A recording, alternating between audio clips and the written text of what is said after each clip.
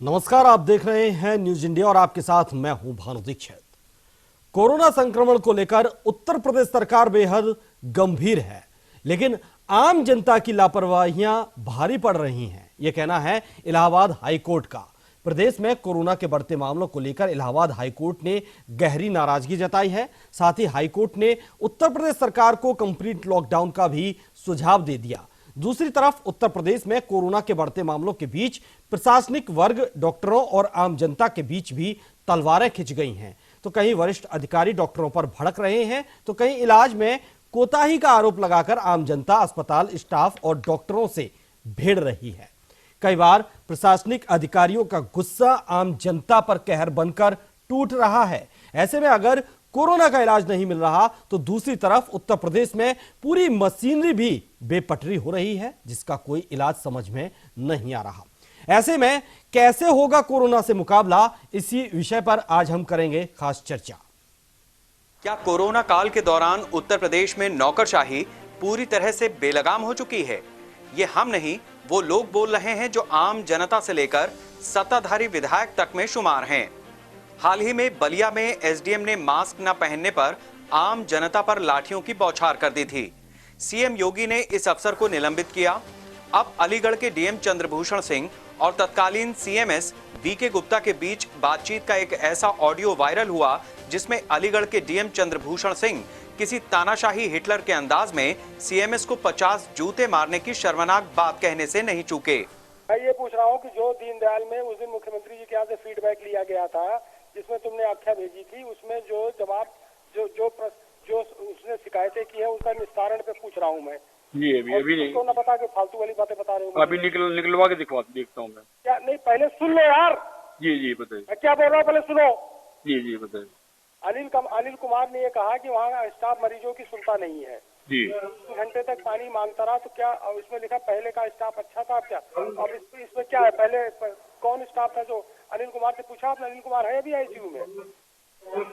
जी अभी होंगे सर। हाँ जी, वैसे तो सर मैंने उसमें हर एक वार्ड में। तुम तो यार बात तो सुनोगे नहीं। जी जवाब तो थोड़े देना पड़ता है यार, जवाब तो मुझे देना पड़ रहा है वहाँ पे। जी बताइए। अब तुम साले बकवास कर रहे हो, अभी उठा के आऊंगा बस 50 जूता मार के बस तुम्हें भगा दूंगा। अभी दिमाग खराब कर रहे हो मेरा तुम। बताइए। जब स्पेसिफिक बात कर रहा हूँ तो स्पेसिफिक बात जवाब दो ना। हाँ बताइए। जब लिखत पढ़त में गया है, आपके पास गया है कि नहीं गया प्रिंट? जी चूतिया तुमको किसने बना दिया प्रभारी सीएमएस? कोई और दूसरा आदमी नहीं है जो बंद करके देख ले काम? बेवकूफ आदमी।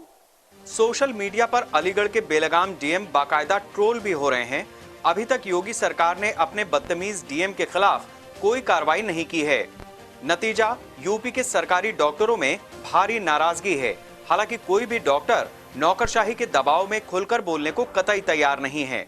उत्तर प्रदेश में नौकरशाही और चिकित्सा विशेषज्ञों के बीच कोरोना काल में घमासान की लगातार खबरें आ रही हैं। जिस प्रकार से जिलों के डीएम कोरोना के खिलाफ 24-24 घंटे अस्पतालों में ड्यूटी कर रहे डॉक्टर्स के खिलाफ इतनी बदतमीजी से पेश आ रहे हैं, वो वाकई हैरान कर देने वाला है। और विपक्ष इस बात पर भी योगी सरकार पर हमलावर हो सकता है कि एक जाति विशेष के अफसरों को लगातार उत्तर प्रदेश में मलाईदार पदों से नवाजा जा रहा है और अलीगढ़ के डीएम भी वहीं से आते हैं।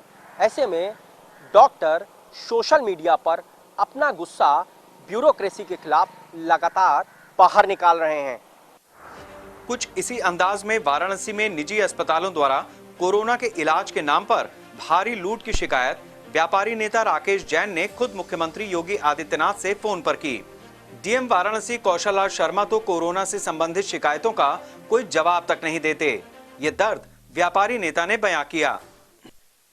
महाराज जी नमस्कार, मैं बनारस से राकेश जैन बोल रहा हूँ। हाँ नमस्ते, बताएं जी। बनारस में जो प्राइवेट हॉस्पिटल है महाराज जी, मैं आपको कोई भी बात गलत नहीं बतलाऊंगा। और जो भी बतलाऊंगा एकदम सही वस्तु स्थिति बतलाऊंगा। बनारस के जो प्राइवेट अस्पताल है वो लोगों को पूरी तरह से लूट रहे हैं। अच्छा। कोई भी पेशेंट जाता है तो हॉस्पिटल बोलता है कि आप 1.5 लाख रुपए, 2 लाख रुपए इस तरह से आप काहे के लिए जमा करिए, तभी पेशेंट आपका एडमिट होगा। अच्छा, किस उसके लिए? कोरोना के लिए है या कोविड के लिए? कोविड के लिए वही कोरोना के। कितने हॉस्पिटल वहाँ पे कोविड के हैं? कोविड के हॉस्पिटल महाराज जी मेरे को लगता है 5-6 कोविड हॉस्पिटल हैं, या हो सकता है और ज्यादा भी हो, जिनके नाम ज्यादा हैं। हमने उनके रेट तय किए हैं, मैं उसको एक बार अभी बात करता हूँ, उसकी व्यवस्था ठीक करवा। और सर एक्चुअल में मैंने यहाँ पे डीएम साहब को डाला, डीएम साहब ने एक पोर्टल बना रखा है, तो डीएम साहब उस पोर्टल पे जवाब तक भी नहीं देते। हम लोग बड़े त्रस्त हो गए हैं। हम आपको फैक्ट बतला मत करिए, नहीं तो मैं किसी दिन में स्वयं ही आ रहा हूँ वहाँ पे। जी जी जी, स्वागत है आपका। तो सुना आपने किस तरह से प्रशासनिक अधिकारी बर्ताव कर रहे हैं इस कोरोना काल में। कोरोना के लगातार मामले उत्तर प्रदेश में बढ़ते जा रहे हैं, लेकिन जिस तरह से ऑडियो वायरल हो रहे हैं एक के बाद एक, डीएम जिस तरह से बात करते हैं वो ये बताता है कि किस तरह से व्यवस्थाएं अव्यवस्थाओं में बदल रही है और किस तरह से डॉक्टर्स को नाराज किया जा रहा है। अगर इस वक्त डॉक्टरों ने हाथ खड़े कर लिए तो स्थिति और भी भयावह हो सकती है। इस वक्त मेरे साथ जुड़े हुए हैं मेरे विशेष संवाददाता लखनऊ से मनीष श्रीवास्तव और सूर्य प्रताप सिंह जी, पूर्व आईएएस। सूर्य प्रताप सिंह जी, स्वागत आपका न्यूज इंडिया पर। Thank you. मनीष, आपके पास आऊंगा मैं, लेकिन उससे पहले सूर्य प्रताप सिंह जी, सवाल आपसे कि अभी हम एक ऑडियो सुन रहे थे, अलीगढ़ के डीएम का वो ऑडियो था, उससे पहले वाराणसी के जो व्यापारी हैं उन्होंने भी मुख्यमंत्री से बात की और डीएम की उनसे भी शिकायत की थी कि डीएम कोई जवाब नहीं देते हैं कोरोना के मुद्दों को लेकर। अब सवाल ये उठता है, जिस तरह से उत्तर प्रदेश में कोरोना की स्थिति बढ़ती जा रही है और सरकार उसे काबू करने का दावा कर रही है, ऐसे में अगर प्रशासनिक अधिकारी इस तरह की भाषा का इस्तेमाल करेंगे और इस तरह से बात करेंगे, अगर डॉक्टर नाराज हो गए, किसी भी तरह से हड़ताल पर चले गए, तब क्या होगा? इस पर जो ऑडियो जो सामने आया है, अभी तक कोई कार्रवाई भी उस पर नहीं हुई है, किसी तरह की अभी तक उस पर कोई भी बात नहीं हुई है। जी देखिए, सरकार ने जो प्रयास करने थे, सरकार को लगता है उतने अधिकतम प्रयास कर दिए। जी बिल्कुल। और अब आगे कुछ होना नहीं है, सरकार ने हाथ खड़े कर दिए। यही व्यवस्था प्रशासनिक अधिकारियों की हो गई है। जो शुरू में सीरियसनेस थी, जो गंभीरता थी जब लॉकडाउन आरंभ हुआ था, वो सीरियसनेस आज जब लॉकडाउन खुल गया वो दिखाई नहीं देती। और मुझे लगता है कि पूरी ब्यूरोक्रेसी, चाहे वो जिलाधिकारी है या मेडिकल स्टाफ है, सीएमएस है या सीएमओ है, एक जैसा थकावट होती है ना, टायर्डनेस जिसको होती है, तो जैसे कोरोना की लड़ाई में थक गए और हार के उन्होंने हाथ खड़े कर दिए कि अब कुछ होना नहीं है इसमें, और लोगों को राम के भरोसे छोड़ दिया है। ये पोजीशन आज पूरे प्रदेश के अंदर है। बिल्कुल, सूर्य प्रताप जी, आप सही कह रहे हैं। कहीं ना कहीं एक थकावट जरूर है, जिससे जो व्यवस्थाएं हैं उसमें थोड़ा सा गिरावट जरूर आई है। लेकिन सूर्य प्रताप जी, सवाल एक ये है कि सरकार ने, जैसा कि आपने कहा, हाथ खड़े कर लिए, जो व्यवस्थाएं करनी थी वो कर चुके हैं, लेकिन उन व्यवस्थाओं को बनाए रखना भी तो एक जिम्मेदारी है। अभी जो हम, जैसे कि अब अलीगढ़ की हम बात करें, अलीगढ़ के जो डीएम का ऑडियो हम सुन रहे थे, अगर वे अस्पतालों में जाते, उनके पास अगर शिकायत आती है कि यहाँ पर कार्रवाई नहीं होती, यहाँ पर हमारी सुनी नहीं जाती मरीजों की, अस्पताल जाते, वहां पर वो अधिकारियों से बात करते, इतनी असभ्य भाषा का इस्तेमाल क्यों? देखिए, ये तो साफ दिखाता है कि ब्यूरोक्रेसी इस वक्त ये सोच रही है कि सरकार का हमारे बिना काम नहीं चलेगा, और सरकार की डिपेंडेंस ब्यूरोक्रेसी पे इतनी ज्यादा है कि और एक तरह का सेंट्रलाइज हो गया सारा सिस्टम। ये सारे जिलाधिकारी, कमिश्नर, जो फील्ड के अधिकारी हैं, जो उच्च अधिकारी हैं, वो सब एक स्थान पर रिपोर्ट कर रहे हैं। जो डेलीगेटेड पावर हुआ करती है, जैसे कमिश्नर के पास पावर है या जो स्थानीय मंडल स्तर पर पावर होती थी, वो एक जो चेन ऑफ कमांड है वो कोलैप्स हो गई। उससे क्या है कि हर आदमी समझता है कि मेरा तो सीधा संबंध मुख्यमंत्री से है। जिला मजिस्ट्रेट हमेशा सब सोचते हैं कि हमारा संबंध सीधा मुख्यमंत्री से है। उसमें क्या हो गया है कि वो बेलगाम जैसे हो जाते हैं, ब्यूरोक्रेसी वो हो गई है, तो मेरे संबंध तो सीधे मुख्यमंत्री से हैं। और इस तरह की अभद्र भाषा का इस्तेमाल करना जिलाधिकारियों के स्तर पे, मैं भी 6 जिलों में जिलाधिकारी रहा हूं, तो हमने सख्ती भी बहुत की थी हमने, लेकिन कभी मैंने ऐसे सुना नहीं कि सीएमएस लेवल के अधिकारी के साथ में, वो भी क्लास 1 ऑफिसर है, जिले में बहुत इंपॉर्टेंट अधिकारी है सीएमओ, उनके साथ इस तरह की अभद्रता की भाषा करना, मेरे मुंह में तो रिपीट भी नहीं कर सकता वो शब्द। ये तो सूर्य प्रताप जी, क्या आप ये मानते हैं कि जो अब थकावट इस वक्त दिखाई दे रही है प्रशासनिक अमले में, जो व्यवस्थाओं में गिरावट आई है, उसी का ये नतीजा है कि लोग लापरवाह हो गए हैं कोरोना के प्रति, और जो प्राइवेट अस्पताल हैं वो लूटने पर उतारू हो गए हैं? बिल्कुल ठीक कह रहे हैं आप। देखिए, अब जब सरकारी मशीनरी थक गई और सरकारी मशीनरी पे लोगों का विश्वास उठ गया, अब आप देखिए, लोहिया अस्पताल है लखनऊ में, यहाँ कोरोना टेस्टिंग के लिए लंबी लंबी लाइन लगती है, भीड़ लगती है जी, और वो कोप कर नहीं पा रहे हैं। जो समस्या आ रही है, वो सुविधाएं हैं, उसके साथ कोप अप नहीं कर पा रही है, तो आदमी भाग के प्राइवेट अस्पतालों में जा रहा है। प्राइवेट अस्पतालों में वो तवज्जो नहीं है, उनको सामान्य मरीजों पे तवज्जो ज्यादा है, उनपे कोविड वाले पे तवज्जो कम है। क्योंकि कोविड पे अगर सरकार ने रेट फिक्स कर दिया कि इतना ही पैसा ले पाएंगे आप, तो फिर वो आधा अधूरा इलाज करेगा, वो पूरा इलाज तो करेगा नहीं वो। और पूरा इलाज कोई मांगता है पेशेंट कि भाई मुझे जो है जो सरकार देगी ले लेना, मुझसे भी ले लेना, तो फिर वो लूटता है। व्यवस्था लगभग हाथ से बाहर निकल गई है। और यही कारण है कि एक विशेष केस में जो अनिल कुमार का केस था, जिलाधिकारी जो अलीगढ़ बात कर रहे थे, जिलाधिकारी को स्वयं किसी मजिस्ट्रेट को भेज के उसकी स्थिति दिखवाना चाहिए था। जी बिल्कुल, उसकी समस्या निराकरण करना जी चाहिए था, बिल्कुल, बदतमीजी खुद नहीं उसकी करना जांच चाहिए। करवानी थी, उस स्थिति को दिखवाना था, ना कि इस तरह से अभद्र भाषा का इस्तेमाल करना था। अशोक पांडे जी बीजेपी से हमारे साथ जुड़ गए हैं। अशोक पांडे जी, बहुत बहुत स्वागत आपका न्यूज इंडिया पर। प्रणाम प्रणाम प्रणाम। अशोक पांडे जी, उत्तर प्रदेश में कोरोना के जो मरीज हैं बढ़ रहे हैं और लोगों में जिस तरह से लापरवाही देखी जा रही है, जब बाजार खुलते हैं न सोशल डिस्टेंसिंग दिखाई देती है, न मास्क दिखाई देता है, लोग कोरोना से बेपरवाह हो गए हैं। क्या माने, क्या सिस्टम थक चुका है या सरकार ने हाथ खड़े कर लिए हैं? और अब तो अस्पतालों से भी ये शिकायत आ रही है कि हमारी सुनी नहीं जाती है, और जब ये शिकायत करते हैं तो अधिकारी सीएमओ को धमकाते हैं, अभद्र भाषा का इस्तेमाल करते हैं। देखिए, आपको बता दें कि निश्चित तौर पे बार बार हमारी सरकार का आग्रह है, प्रधानमंत्री जी की अपील है कि लोग मास्क लगाए रखें, 2 गज की दूरी बनाए रखें, अपना काम भी करें जी। और लेकिन ये दुर्भाग्यजनक है, हमारे मुख्यमंत्री जी हर जगह प्रदेश व्यापी दौरा करके जाके अस्पतालों की व्यवस्था देख रहे हैं। जांच का दायरा बढ़ाया गया है, अस्पतालों में बेड बढ़ाया गया है, रोज बैठकें कर रहे हैं कोरोना संक्रमण पे। और अशोक पांडे जी, खुद मुख्यमंत्री कहते हैं कि व्यवस्थाओं को अव्यवस्था में बदलना नहीं है, व्यवस्थाएं बनाए रखनी है। अलीगढ़ के डीएम का एक ऑडियो वायरल होता है जो सीएमओ को धमकाते हैं, अभद्र भाषा में बात करते हैं। वाराणसी से व्यापारी खुद मुख्यमंत्री से बात कर कर कहते हैं कि देखिए यहाँ के डीएम कोई जवाब नहीं देते, पोर्टल तो बना रखा है, कोविड के मरीजों की सुनी नहीं जाती है, व्यापारियों को परेशान किया जाता है, चाहे जब बाजार बंद कर दिए जाते हैं और इस पर कोई संज्ञान नहीं होता है। और आप कहते हैं कि मुख्यमंत्री जी कह रहे हैं कि सबको दूरी बनाए रखनी है, गाइडलाइंस का फॉलो करना है। जी, आपको बता दें कि उत्तर प्रदेश के यशस्वी मुख्यमंत्री जी से व्यापारी बात कर ले रहा है जी। इस तरह की शिकायतें लोग कर ले रहे हैं जी। ये अच्छी बात है।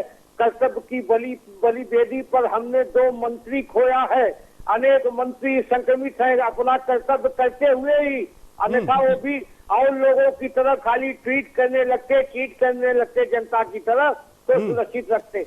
लेकिन कोरोना मरीजों के इलाज के प्रति हमारी सरकार, आपने गाइडलाइंस तो जारी कर दी सरकार ने, लेकिन वो गाइडलाइंस कैसे फॉलो होंगी, इस पर भी कोई गाइडलाइंस जारी की है? पहले माफी चाहूंगा अशोक पांडे जी, रोकने चाहूंगा, डॉक्टर वीएन त्रिपाठी जी भी हमारे साथ जुड़े हुए हैं काफी देर से, पूर्व डीजी चिकित्सा शिक्षा यूपी हैं। वीएन त्रिपाठी जी, बहुत बहुत स्वागत है आपका न्यूज इंडिया पर।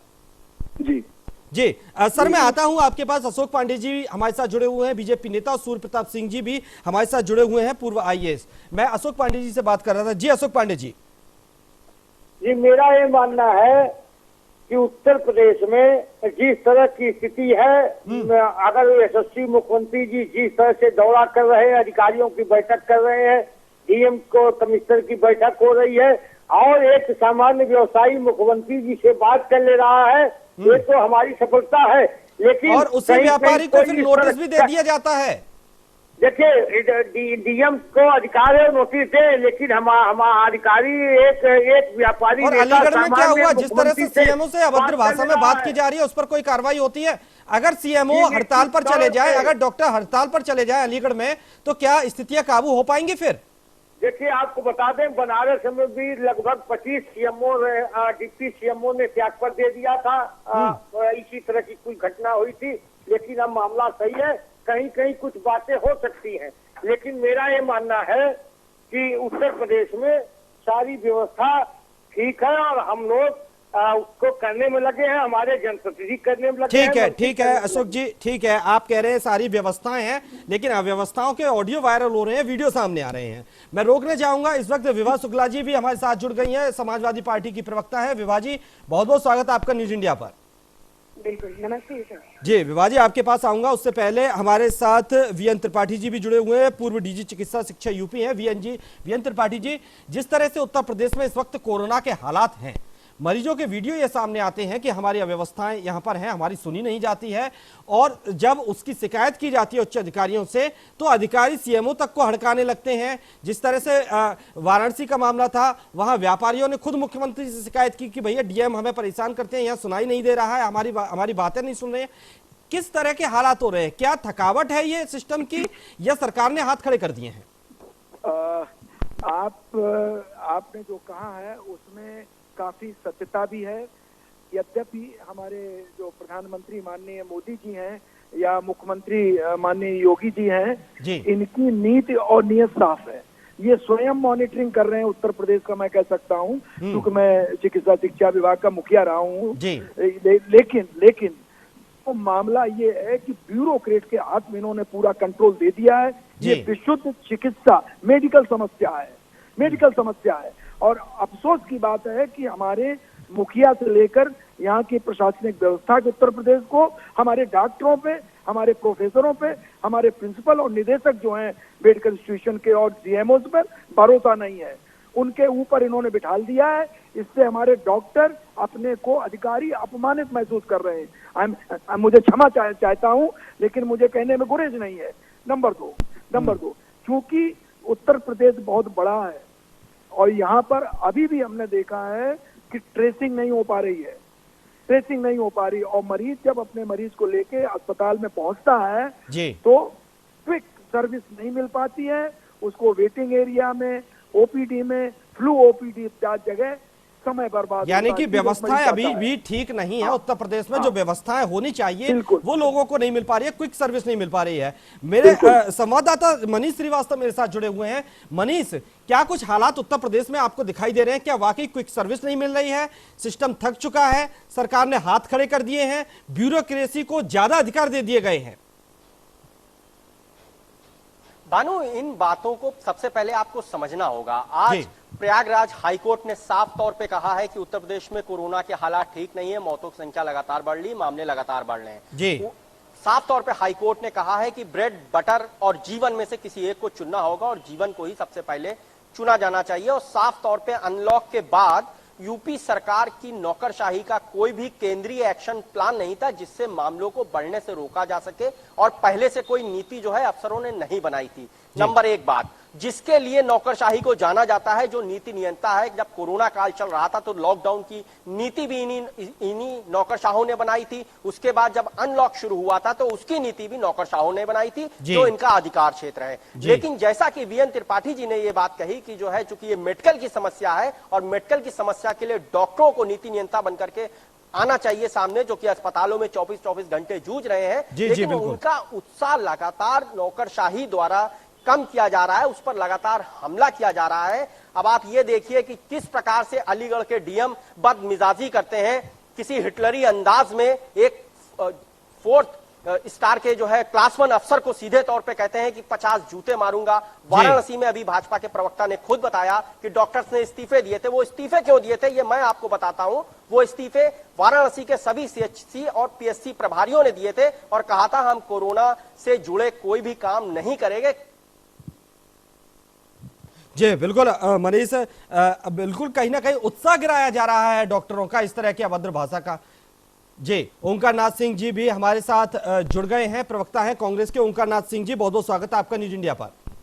धन्यवाद जी। मैं इस वक्त विभा शुक्ला जी आपके पास आऊंगा।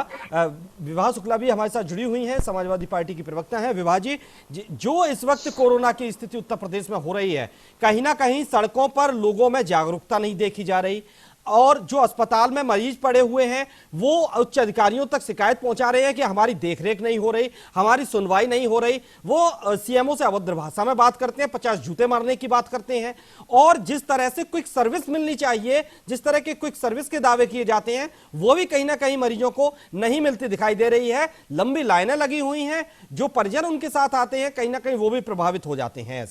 ऐसे में उत्तर प्रदेश में जो इस वक्त के हालात है उन पर आप क्या कहेंगी? देखिए, सबसे पहली बात तो जहां तक आपने जनता की जागरूकता की बात की है, तो जनता ने पूरी तरीके से उत्तर प्रदेश सरकार का और पूरे देश की सरकार का साथ दिया था जब प्रधानमंत्री ने एकाएक लॉकडाउन लगा दिया था। जनता ने बिना कोई सवाल उठाए सरकार के ऊपर भरोसा दिखाया, विपक्ष ने भरोसा उठाया और लॉकडाउन का पालन किया। लेकिन इस लॉकडाउन के दौरान में सरकार ने अपनी जो तैयारी करनी थी, प्रशासन को जो अपनी तैयारी करनी थी, वो पूरी तरीके से विफल हो गई। प्रधानमंत्री जी ने कभी दिए जलाए, कभी घंटी बजाई, जनता ने सब किया अपना रोजगार।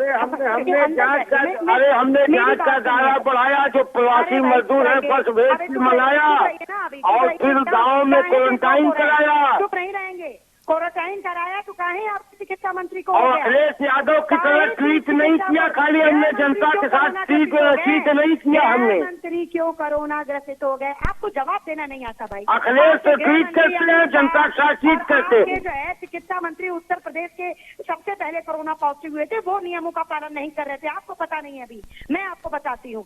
इन्होंने भी कोरोना काल के अभी इनके एक एमएलसी विधान परिषद में झूठ बोल रहे थे तो नेता प्रतिपक्ष ने उन डॉक्टरों की बड़ाई की, इन्हीं की पार्टी के हैं। और उसके बाद उत्तर चेतन चौहान की पत्नी ने भी डॉक्टरों को बधाई। चलिए ठीक है विभा शुक्ला जी आपको रोकूंगा, अशोक पांडे जी आपको भी रोकूंगा। हमारे साथ ओंकार नाथ सिंह जी भी हैं कांग्रेस से। ओंकार नाथ सिंह जी, यही सवाल आपसे। उत्तर प्रदेश में टेस्टिंग बहुत ज्यादा बढ़ा दी गई है, टेस्टिंग हो रही है, सरकार पूरा ध्यान रख रही है कि कोई कमी ना रह नहीं पाए, लेकिन फिर भी कमी हो रही है। कहां हो रही है ये कमी? देखिए, ये प्रशासन की कमी है। जी जी विभा जी आऊंगा आपके पास। ओंकार नाथ सिंह जी से सवाल पूछना। उत्तर प्रदेश के मुख्यमंत्री प्रशासन ने कायदे से इस पर पहले देख रेख नहीं की और जो भी नीचे से उनको इन्फॉर्मेशन दी गई उसको सरकार ने सही मान लिया। जब सरकार से मुख्यमंत्री की तरफ से ये बयान आया था, मुख्यमंत्री जी ने ये बयान दिया था कि हमने 1 लाख बेड की व्यवस्था कर रखी और अभी मैं समझता हूँ कि प्रदेश में जब 30,000 35,000 ही मरीज हुए थे तभी बेड की कमी दिखाई पड़ने लगी थी। तो ये सीधा लगता है कि स्वास्थ्य विभाग और प्रशासन के बीच में मुझे एक तो सूचना का अभाव दिखा और दूसरी चीज डॉक्टर्स की कमी है। इनको समय रहते हुए, जो आज ही इन्होंने किया है, समय रहते पहले से ही अगर इस चीजों को ये कर लिए होते तो कुछ प्राइवेट हॉस्पिटल भी ये क्या कहते हैं पॉइंट आउट कर लेते और शुरू से ही लोगों को भेजना शुरू कर देते तो शायद ये अव्यवस्था नहीं होती।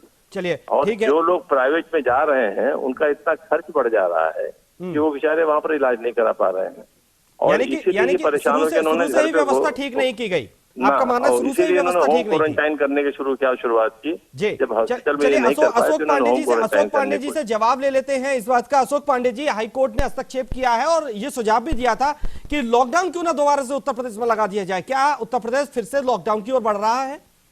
देखिए, आपको बता दें कि कोर्ट, माननीय कोर्ट का हम आदर करते हैं, हमारी सरकार उनको जवाब देगी और निश्चित तौर पे हम हर प्रयास करेंगे कि कोरोना से बचा जाए। एक कांग्रेस पार्टी के प्रवक्ता भी बोल रहे थे जब लॉकडाउन लगाया गया तो सोनिया जी ने कहा कि ये लोकतंत्र की हत्या है और 90% लोगों को डरने की जरूरत नहीं है कोरोना से। राहुल गांधी ने इनको भी संज्ञान में लेना चाहिए। जी चलिए ठीक है, यानी कि अभी व्यवस्थाएं और बेहतर करने की जरूरत है। अशोक पांडे जी, क्या आपको ऐसा लगता है? जी बिल्कुल, हम हर तरह से दिन रात लगे हुए हैं। हमने 2 मंत्री खो दिया है, हमने अनेक मंत्री पॉजिटिव हैं। ये अखिलेश यादव वगैरह तो कमरे में बैठ के बस ट्वीट कर रहे हैं। जिस समय लॉकडाउन था तो हमने लोगों को घर घर खाना पहुँचाया, हमने लोगों को किट पहुँचाया, हमने दवाई पहुँचाया, उस समय का सफाई। और कांग्रेस आई बेहयाई बतिया रहे थे। अरे भाई बेहयाई बतिया रहे थे क्या? चलिए फिलहाल वक्त हो गया है, इजाजत नहीं है वक्त चर्चा को आगे बढ़ाने के लिए। प्रभा जी आपका बहुत बहुत शुक्रिया, ओंकार नाथ जी आपका भी बहुत बहुत शुक्रिया, अशोक पांडे जी आपका भी बहुत बहुत शुक्रिया, सूर्य प्रताप जी आपका भी शुक्रिया, वीएन त्रिपाठी जी आपका बहुत बहुत शुक्रिया हमारे साथ जुड़ने के लिए। फिलहाल उत्तर प्रदेश में जो कोरोना के हालात हो गए हैं, लोगों को जो अस्पतालों में लंबी लंबी लाइनें लगानी पड़ रही हैं, बेड नहीं मिल रहे हैं, लोगों को जब उच्च अधिकारियों से शिकायत की जाती है तो कहीं ना कहीं से अभद्र भाषा का इस्तेमाल होता है और डॉक्टरों का मोरल डाउन करने की कोशिश की जाती है। ऐसा आखिर क्यों उत्तर प्रदेश में हो रहा है और इस पर कौन संज्ञान लेगा, यह एक बड़ा सवाल बन गया है। फिलहाल इस चर्चा में इतना ही, दीजिए इजाजत, नमस्कार।